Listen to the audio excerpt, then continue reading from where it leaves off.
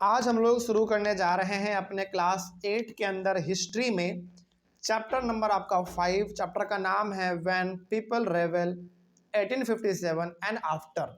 इसमें बेसिकली हम लोग क्या पढ़ने वाले हैं, बहुत ध्यान से इसको समझिए, क्योंकि जो बात हम लोग अभी डिस्कस करने वाले हैं वही बात हमारा पूरा का पूरा इस चैप्टर में चलने वाला है।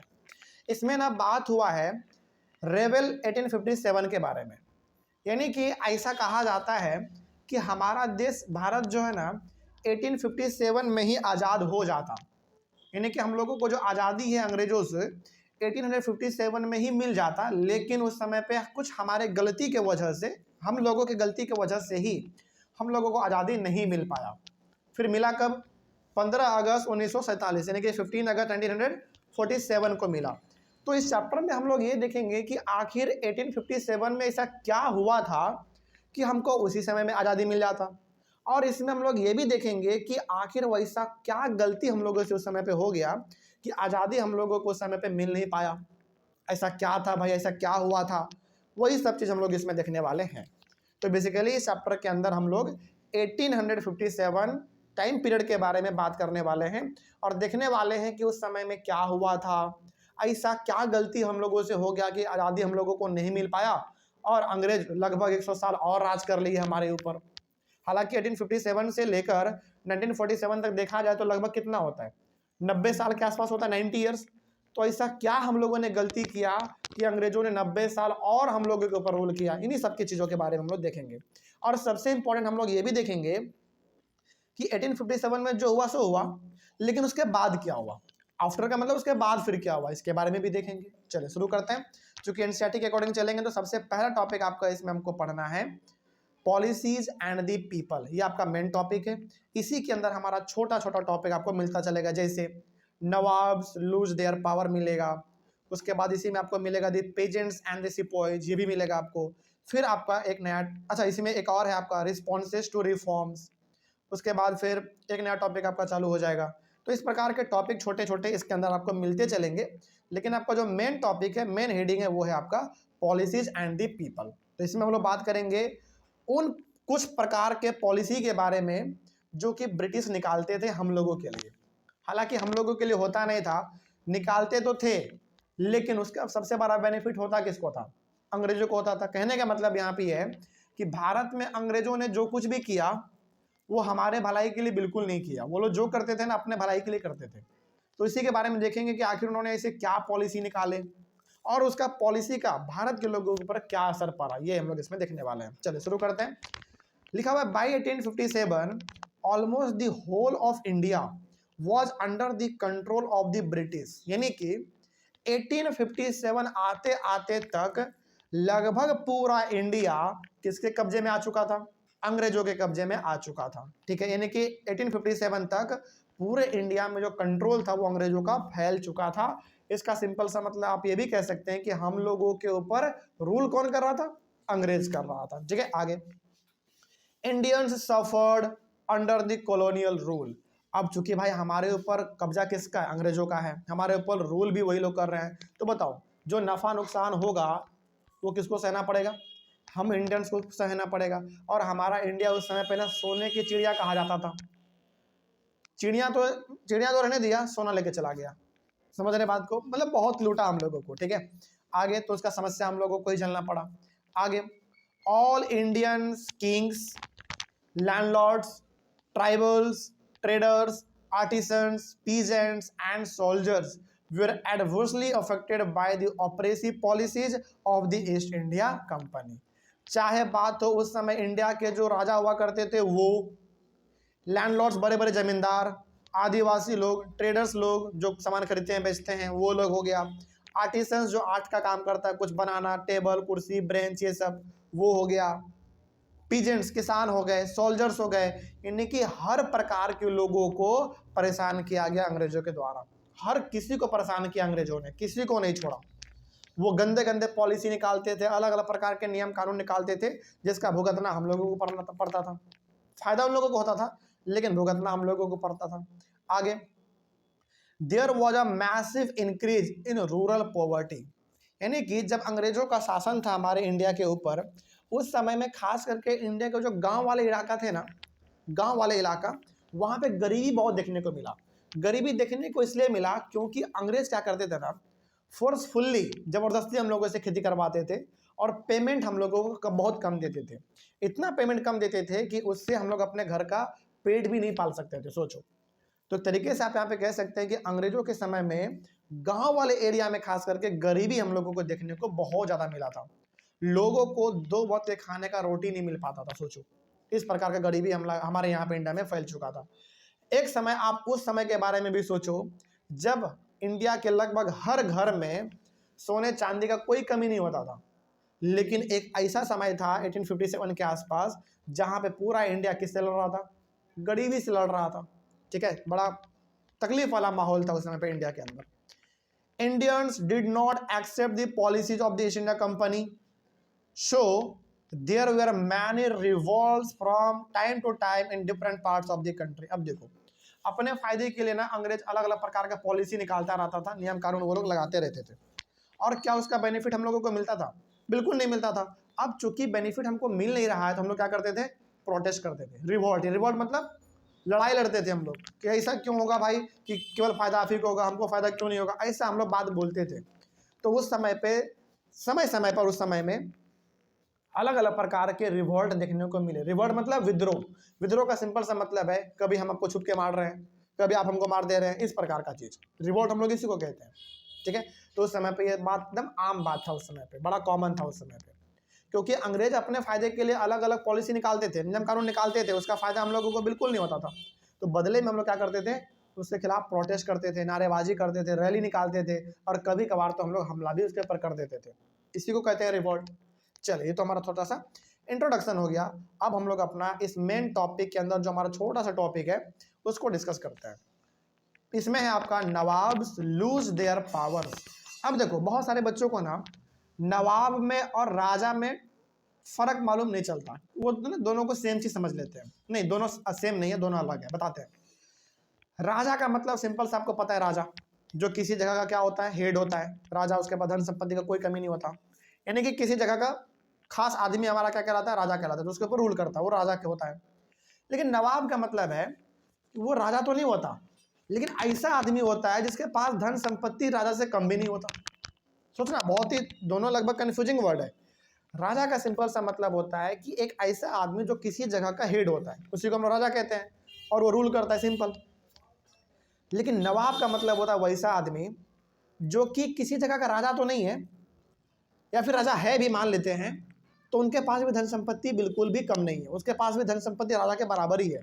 तो कई जगह पर ना आप राजा को नवाब भी समझ सकते हैं और नवाब को राजा भी समझ सकते हैं। तो जब भी हम आपके सामने वर्ड, हालांकि दोनों में डिफरेंस होता है, लेकिन आप समझने के लिए आप ज़्यादा कंफ्यूज ना हो जाओ, इसके लिए आप क्या करो? सिंपल से दोनों को क्या समझ लो?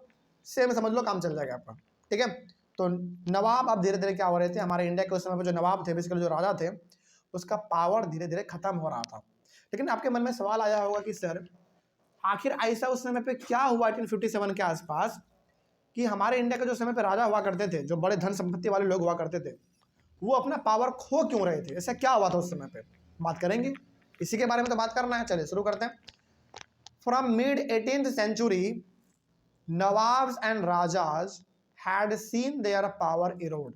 यानी कि 18th सेंचुरी के लगभग आसपास, अच्छा 18th सेंचुरी के मिड कहा गया है, इसका मतलब समझते हैं? टाइम पीरियड कौन सा बात कर रहा है बताओ? 1750 के आसपास। देखो, सेंचुरी हमेशा आगे चलता है हमारा, लेकिन टाइम पीरियड उससे पीछे चलता है। जैसे हम लोग क्या बोलते हैं कि हम लोग आज 21st सेंचुरी में जी रहे हैं, बात बोलते हैं 21st का, लेकिन जी किस में रहे? ईयर बताया जाए तो 2024 में। तो सेंचुरी एक कदम आगे चलता है, लेकिन ईयर हमारा एकदम पीछे चलता है। तो यहाँ पे कहा गया मिड 18th सेंचुरी, का मतलब है 1750 के आसपास का टाइम पीरियड का बात कर रहा है। उस समय पे हमारे इंडिया के जो नवाब थे, जो राजा थे, उनका पावर धीरे धीरे खत्म हो रहा था। लेकिन क्यों खत्म हो रहा था ये भी देखेंगे हम लोग। They had gradually lost their authority and honour. धीरे धीरे उनका जो पावर था, अथॉरिटी मतलब पावर, उनका जो पावर था, उनका जो मान सम्मान इज्जत था, वो धीरे धीरे अब घटने लग गया था। क्यों घटने लग गया था? क्योंकि इनके ऊपर हमला करते थे अंग्रेज लोग, और इनके सारे धन संपत्ति, प्रॉपर्टी, जमीन, सब चीज़ों को अपने अंदर में ले लेते थे। और कई बार तो इन लोगों को जान से मार देते थे, राजा लोगों को, और कई बार तो जेलों में जिंदगी बिताना पड़ता था राजा लोगों को, सड़ सड़ के। तो ये सब किसके वजह से हो पा रहा था बताओ? अंग्रेजों की वजह से हो पा रहा था। ठीक है, खैर आगे बढ़ते हैं।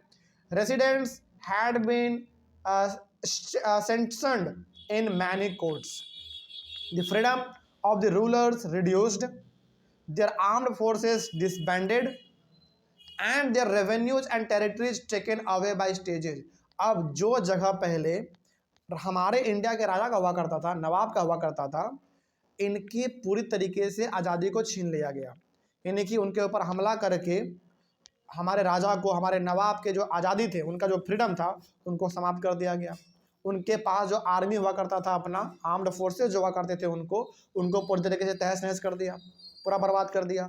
और उनका जितना भी रेवेन्यू यानी कि धन संपत्ति, पैसा, प्रॉपर्टी, जमीन, जो कुछ था, सब धीरे धीरे किसके कब्जे में चला गया? अंग्रेजों के कब्जे में चला गया। ये उस समय पे लगातार चल रहा था। एक राजा के साथ नहीं, लगभग हर किसी के साथ ऐसा ही चल रहा था। ठीक है, जो अंग्रेजों के सामने झुक गया वो तो थोड़ा बच गया, लेकिन जो नहीं झुका तो उसका सारा कुछ चला गया। ठीक है, खैर आगे देखते हैं क्या होता है।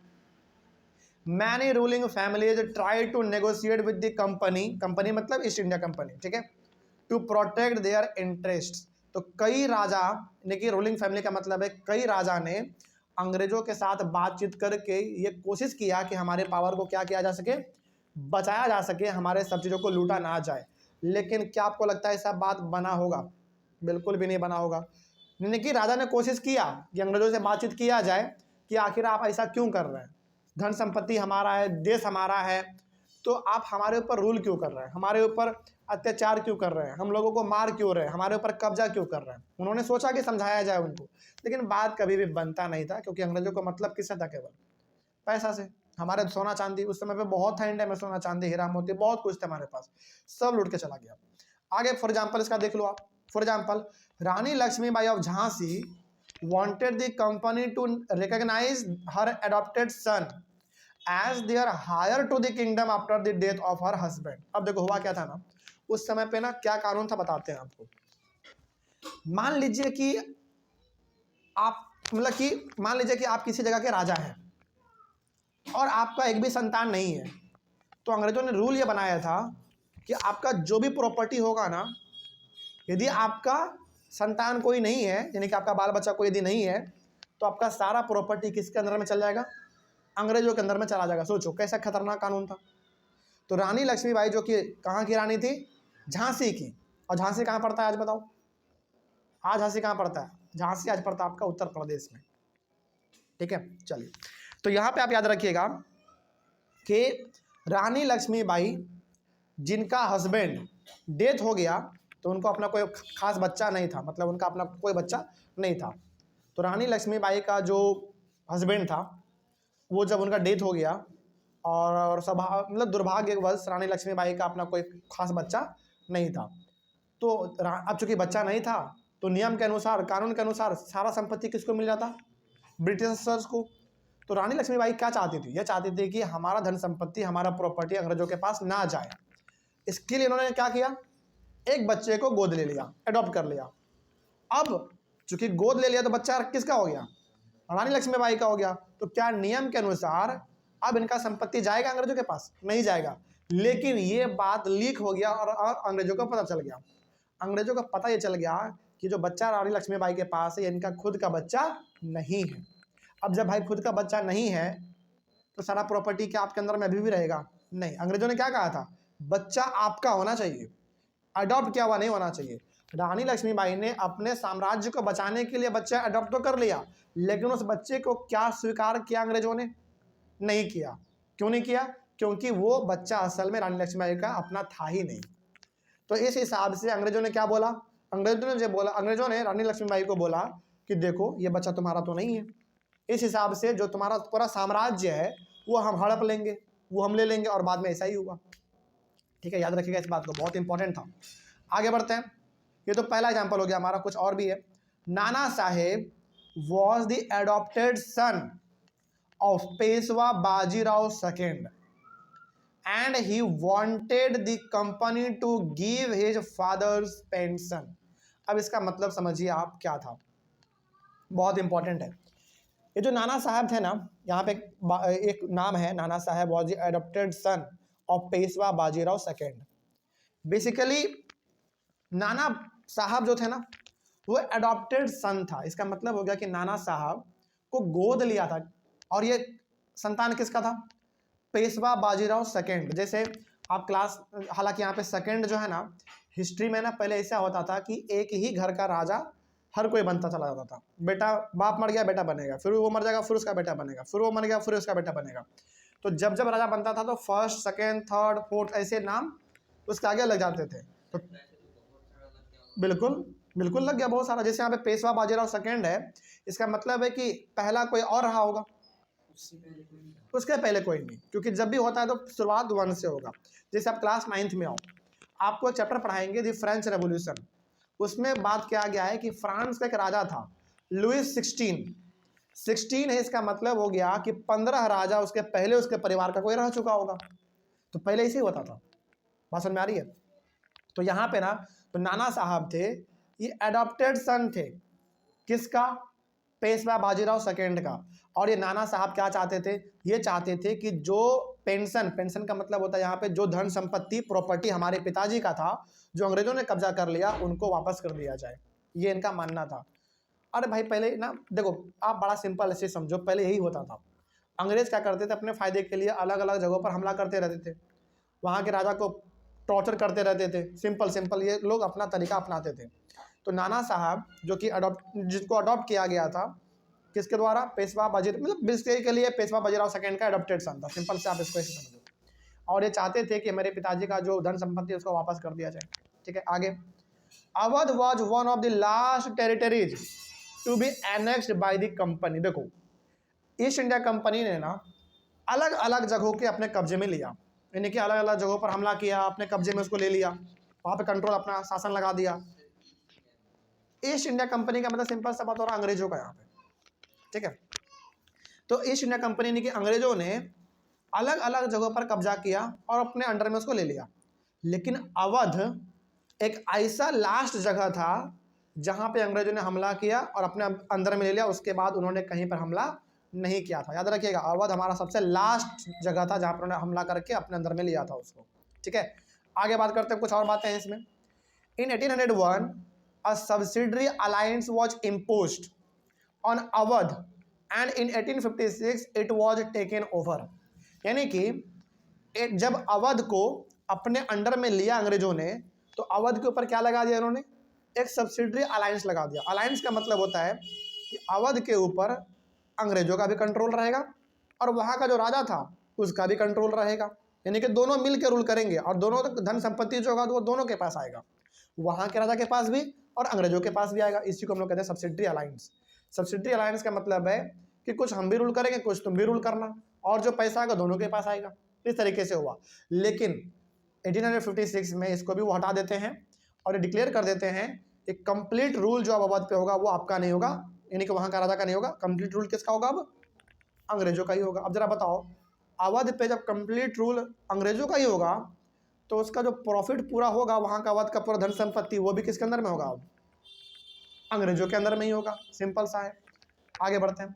The name of the Mughal king was removed from the coins. और उस समय पे मुगल किंग जो थे, यानी कि जो मुस्लिम राजा लोग हुआ करते थे, उनके नाम को छापा जाता था सिक्के में।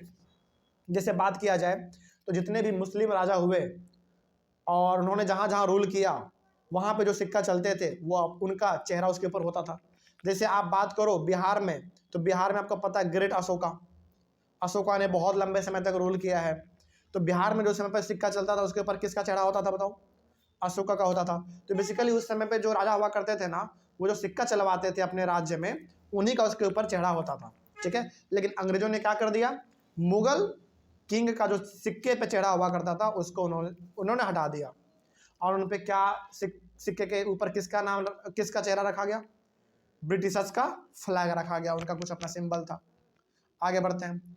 इन 1849 governor general Dalhousie announced that Bahadur Shah Zafar's successor would not be allowed to stay in Red Fort. अब यहाँ पे बात हो रहा है एक और नए राजा के बारे में। मुगल किंग थे, बेसिकली मुस्लिम थे ये। 1849 का बात हो रहा है। गवर्नर जनरल डलहौजी, ये जो है ना डलहौजी एक अंग्रेज का बहुत बड़ा ऑफिसर था, ये गवर्नर जनरल था और ये बहुत बड़ा पोस्ट हुआ करता था अंग्रेजों का उस समय पे, बहुत बड़ा पोस्ट। इन्होंने अनाउंस किया कि बहादुर शाह जफर का जो सक्सेसर है, सक्सेसर मतलब उसका जो बेटा ये सब है, बेटा पुता हो जो भी है, उनका कोई अधिकार अब रेड फोर्ट में रहने का नहीं है। आपको हम बता देना चाहते हैं आपके जानकारी के लिए कि बहादुर शाह जफर जो थे वो उनका जो कंट्रोल था ना बहुत दूर दूर तक था, यानी कि वो राजा जो थे उनके अंदर में बहुत बड़ा एरिया आता था। वो रहते कहाँ थे? रेड फोर्ट में रहते थे, जो कि कहाँ है आज बताओ? दिल्ली में है। तो जब इनको पूरी तरीके से अपने कब्जे में, यानी कि अरेस्ट जब कर लिया गया बहादुर शाह जफर को, किसने किया अरेस्ट?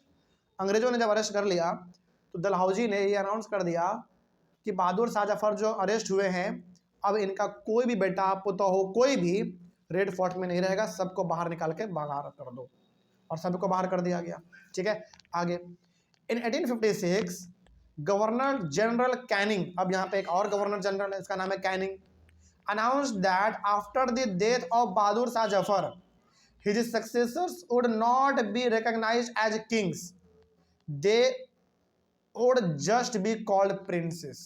कहने का मतलब यहाँ पे यह है कि जब 1856 में बहादुर शाह जफर का मृत्यु हो गया, एक और हमारे पास गवर्नर जनरल आता, उसका नाम था कैनिंग।